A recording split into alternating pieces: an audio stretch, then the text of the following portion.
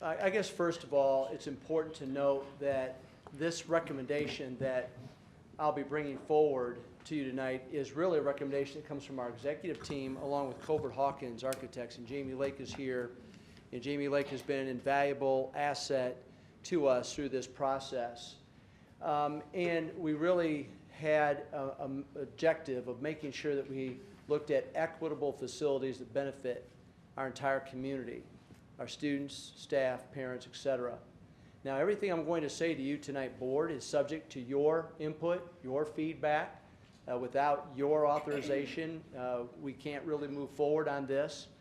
The study, Kovert Hawkins, if you remember, we began with a contract with Kovert Hawkins July 23rd of 2013. That study was completed January 31st of 2014. So this was an extremely comprehensive study that really looked at every single building that we have in our school corporation. And if I could just pause for a second, I think it's important to note that as you saw tonight, we have tremendous things happening in our schools. We've got great programs, we've got great students, staff, parents, etc. I'm so proud of where we are heading, the direction we're moving in. The support that you've provided to us has been invaluable. But the one thing that has rested sort of on the back of my brain for some time has been our facilities. And it really started when I first came into the school corporation and started visiting all of our schools. And I noticed that the main concern I had, not being the professional expert, was that the age of the facilities was concerning to me. Now, let me stop there because our maintenance and custodial staffs have done a tremendous job of maintaining our facilities.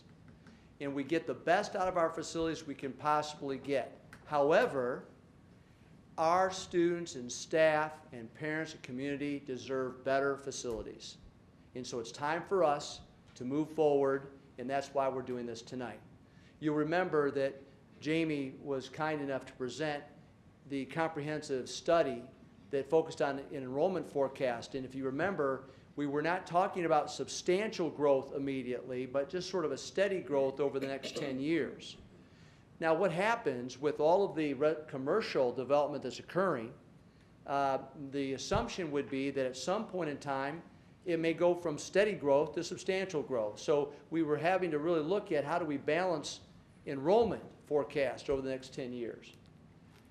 The conditions report, which was part of what Jamie presented, really started to lay the groundwork of some major concerns.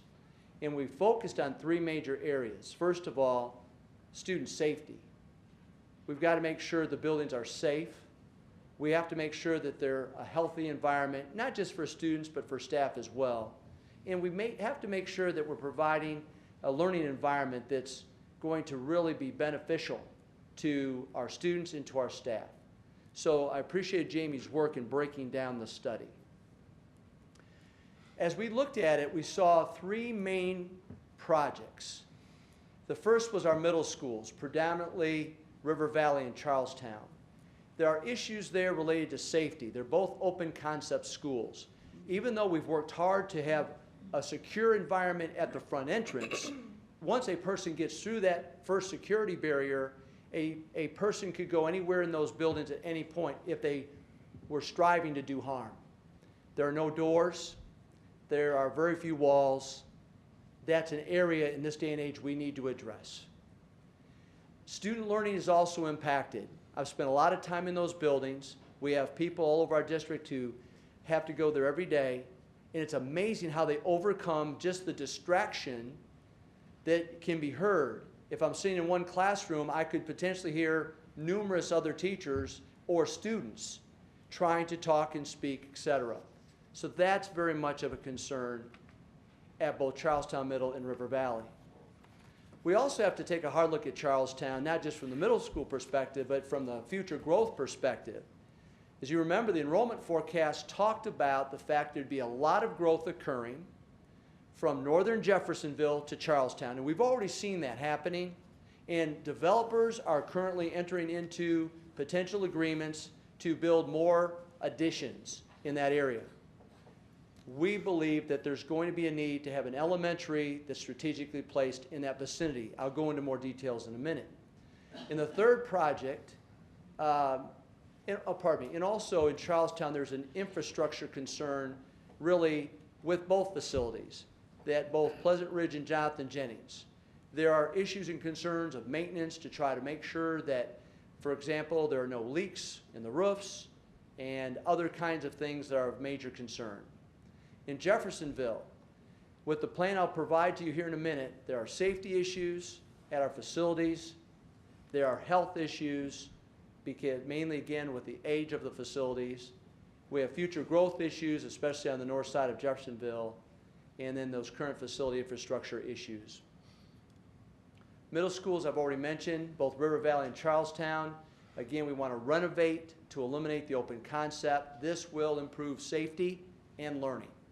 To me, this is priority number one in terms of the projects. At Charlestown Elementary, we're proposing to build a new elementary in the Highway 403 area. It would require us to acquire property. Board, you have approved an appraisal of a piece of property off of 403 between Bethany and Salem Noble. It's 70 acres.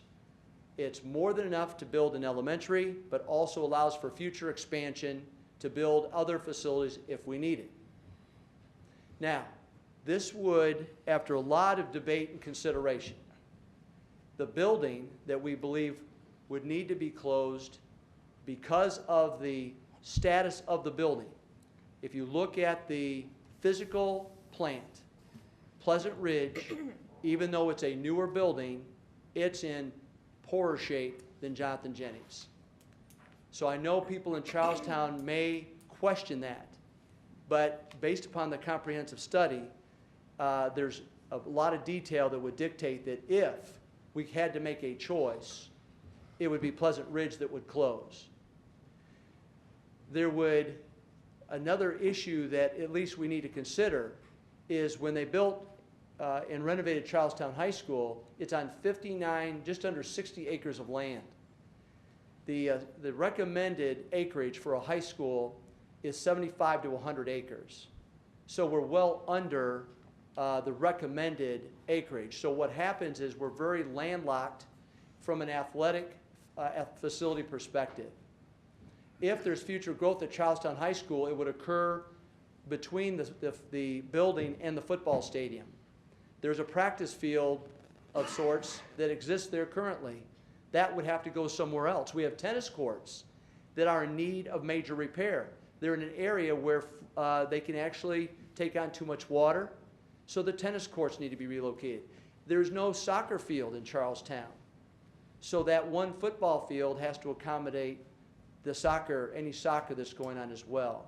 So it could provide, that property where Pleasant Ridge currently exists could provide 8 acres of potential athletic facility acreage, which our desire in Charlestown is to have that be a jewel and to help draw the 18,000 workers that are going to be coming in from all over the country. That has to be a legitimate option for those families.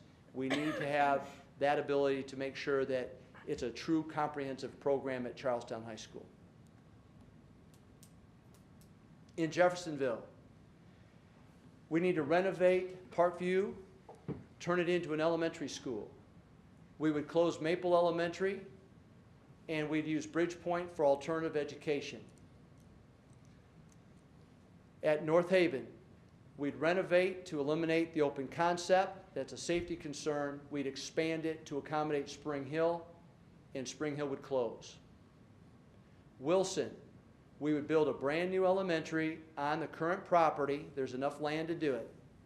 Once we would build that new building, then we would be able to tear the old facility down for parking, for bus and car access, etc. We would close Thomas Jefferson. We'd build a new middle school. We'd acquire land on the north side of Jeffersonville, east of 10th Street. This is designed to accommodate future growth. All the growth is coming northern Jeffersonville and Charlestown.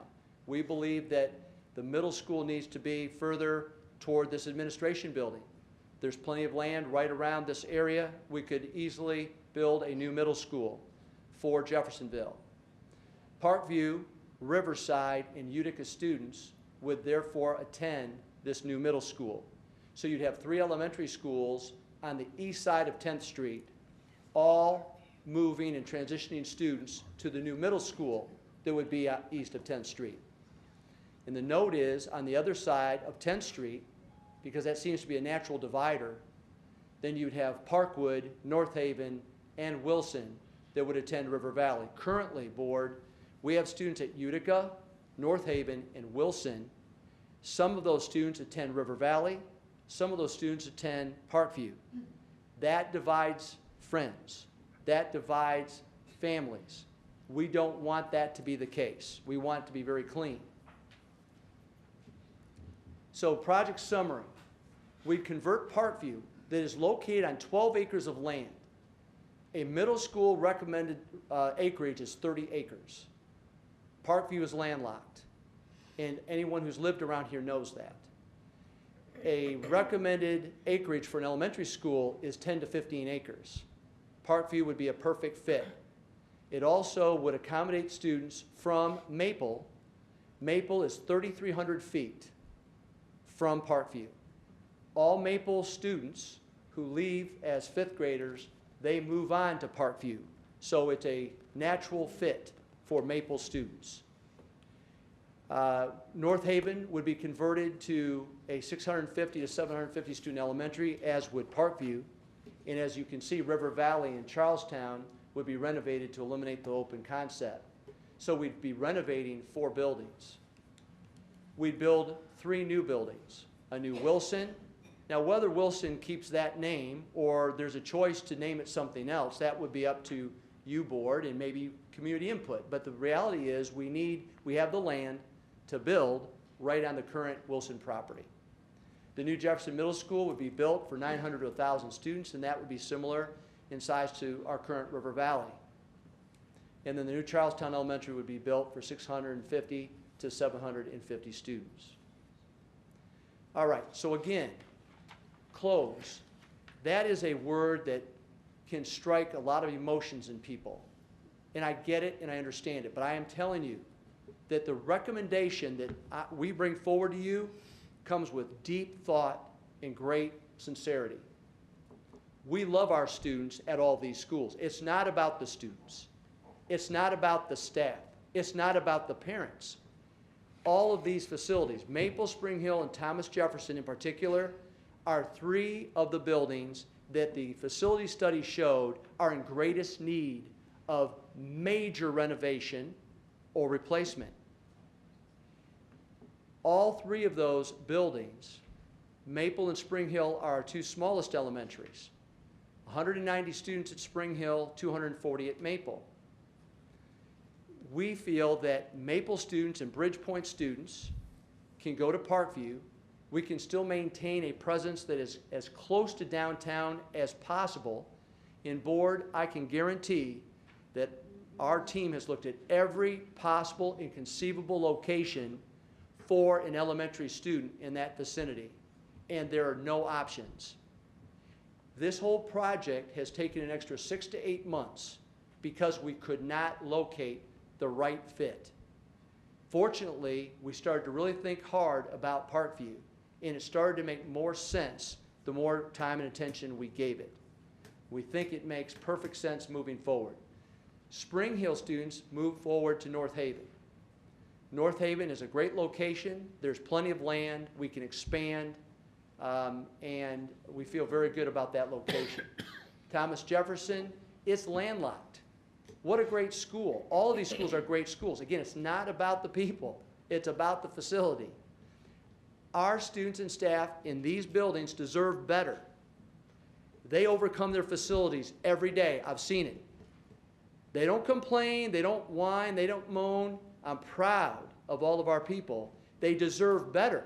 We don't have equitable facilities in the school corporation, and that is what we're striving for. Bridgepoint becomes an alternative school. Currently, our alternative programs are located in at least 3 different buildings. Court and Porter, downtown, which is one of the best programs of its kind in the state. its facility is not sufficient.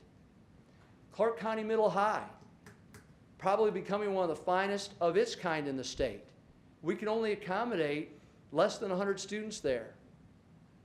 It all is 6th through 12th grade students. We need to do something to expand an opportunity to provide an alternative form of education for elementary students. And we need a bit bigger facility. So what this would do would be allow us to transition our alternative programs out of Child Place, Clark County Middle High, Cord and Porter, and move all of our alternative programs to Bridgepoint Elementary. It has a gymnasium, it has plenty of rooms, it would be an outstanding place. So Bridgepoint would still be utilized, but in an alternative setting. I've also talked about Pleasant Ridge. Now, I have here moved students to new elementary, but there'd have to be some discussion, board, because we really have to look at how Charlestown is currently being districted, and that's another big part of this conversation. We have to look at a redistricting of our entire district. As population continues to move further north, we would have to look at our current boundaries. That would impact New Washington, Charlestown, and Jeffersonville. So part of this overall plan is to be thinking as we have to shift some population around. By the way, everyone's shifting to a far better facility. No one is shifting from an old building to another old building. We're giving everybody a newer educational environment that's safer, that's healthier, and better for student learning. Other considerations. Parkwood. Parkwood is also in need of attention. We have land over at Parkwood. One day, that is something that needs to be considered. Parkwood is our largest elementary. It's getting to capacity. At some point, we will have to address it. But in terms of priorities and potential cost factors, we have to draw the line somewhere.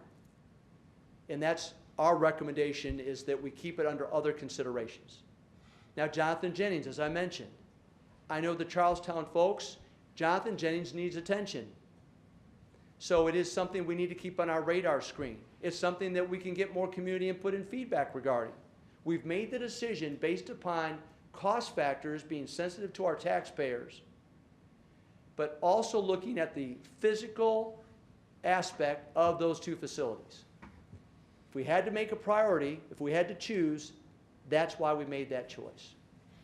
Jeffersonville High School, people say, wait a minute, why Jeffersonville High School? 5 years ago, almost $100 million was invested in Jeffersonville High School, Charlestown High School, and New Washington Middle High. So why in the world? Well, 200,000 square feet of Jeffersonville High School were never touched in that renovation 5 years ago. Everything from the gymnasium to the fine arts wing to the technical areas, the swimming pool, nothing was touched. That's 200,000 square feet. Now, I'm not here to say that that takes a higher priority than the other things, but it needs to be considered. We need to be thinking about what do we need to do relative to those areas. Riverside, Utica, Charlestown High School, New Washington Elementary, and New Washington Middle High, according to our facility study, are in good shape. There's no need for immediate action to those facilities. That doesn't mean that we don't continue to pay attention, continue to properly maintain, but I'm saying in the era of trying to prioritize, there's no need for immediate action to those facilities. What's the rationale for 650 to 750 student elementary schools? People say, wait a minute, that's big. I mean, are you going to move my kids? I'm a Maple parent. I have 240 kids in my building, and now they're going to go to some place that could be almost 3 times the size? Why would we do that? The average size of an elementary school, average size in the state of Indiana, is 580. The only elementary that comes close to that in our whole district, out of 12 elementaries, is Parkwood at 570. Equitable facilities for all. We need to be able to provide environments to be able to better differentiate instruction to meet student needs. When you have 2 section elementaries, it really inhibits your ability to provide a level of differentiation. You don't have the resources to be able to differentiate to the same level as those schools that have 4 or more sections. So again, what's a section? At Maple Elementary, for example, they have maybe 2 first-grade classrooms. That's 2 sections. What happens at Spring Hill? 190 students at Spring Hill. 3 what are called split sections. Split sections are when a teacher is teaching a classroom with multiple grade levels in the same classroom. At Spring Hill, we have outstanding teachers, and we have great kids, and I've been there, and I've seen it. It's just not fair that you have first and second graders, or second and third graders, or third and fourth graders in the same classroom. It's not fair. We've got to do something better. So we need to look at a facility that can not only accommodate that, but also has room for growth, because we have a lot more potential growth coming into our area. And we better, if we're going to renovate or build new, we better count on how do we accommodate for growth. English language learner, special education, and preschool programs in each school, allowing students to attend their home school, currently in our district. We don't have ELL programs in every building. We can't afford it. We have kids that we bus from certain environments to other, from certain homeschool environments to other environments because they need some ELL attention or they need special education attention. Now, I'm talking special education in terms of severe education or emotionally disabled students. We can't afford to have those programs in every single elementary school. So what do we need to do? We need to bus kids. We bus kids from Jeffersonville up to Charlestown, to Pleasant Ridge, in a special education environment, because all of our Jeffersonville ED classrooms are full. That's not fair. It's not fair to our kids. They deserve better. It's not fair to our staff. Preschools. Thanks to Mrs. Schneff and our team, we're going to have a preschool in every elementary next year. Well, that requires room. Those rooms should be specially equipped. There should be bathrooms, for example, in every room. That may not be the case because of our older facilities. We need to be thinking ahead. Preschool education, providing opportunities for all 4-year-olds eventually to have a half-day program. That's our goal. It's in our strategic plan.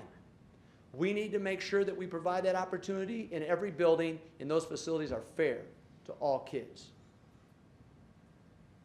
All right, cost factors. And again, I appreciate Jamie and his team, but here's what we're roughly talking about. River Valley would be about a $10 million cost. Charlestown would be $8 million, Charlestown Middle. Charlestown Elementary, a brand new, is about $17 million. In Jeffersonville, Parkview, and North Haven would be about $8 million each. Wilson, brand new, would be $17 million. A new middle school would be $27 million. That's a subtotal of $95 million. Soft costs, and this is high, 25% may be a bit high, but I'd rather at this point present something that's a little bit higher figure and then back it back down. But that's about $24 million. Now that's furniture. If we're going to do it right, we need to make sure that the facilities have the proper furniture. There's also financing costs, and there are other fees associated with bonding, and so that would be no more than $24 million. So you have a total cost, and this is just an estimate at this point, of $119 million. Keep in mind, 5 years ago, $100 million almost was spent to renovate 3 high schools, and we're talking 7 buildings. Now, 7 buildings. Board, this is a lot for you to take in. It's a lot for the community. This has been a 20-month period of time for us. We have breathed, we have tried to sleep for 20 months knowing that we needed to do something. I am frankly relieved at this point to be able to finally bring out to you and to our public what 20 months of hard work has resulted in. But this is not etched in stone, Board. We need your input. We need your feedback. We need to get community leader meetings going. We need community group presentations. Luckily, the best assistant I could ever ask for, Mrs. Markowski here, I today asked her to set me up to get to every building as fast as possible to talk to our staffs.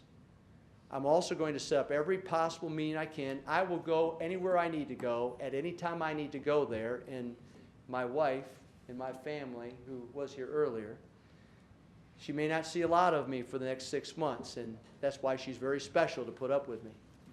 But I will do everything in my power, with your authorization, to be the greatest ambassador I can to sell the story.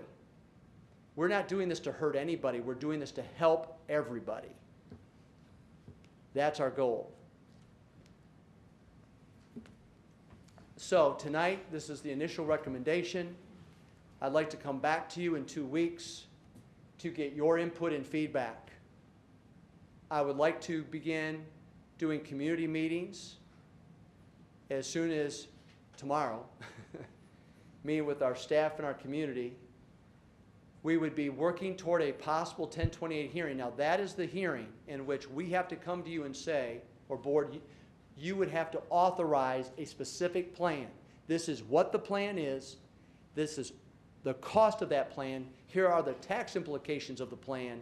That all has to be finalized by the end of June in order to go to referendum in November. That is the plan based upon our recommendation. That recommendation coming from our team, coming from Kovert Hawkins to you tonight. I'd be happy to answer any questions you might have.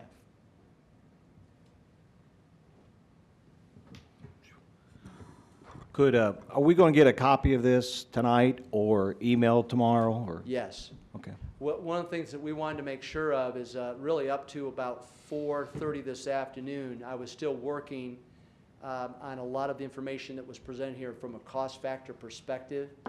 And, but yes, we'll provide it on our website. In fact, this has been live streamed tonight for people who wanted to watch.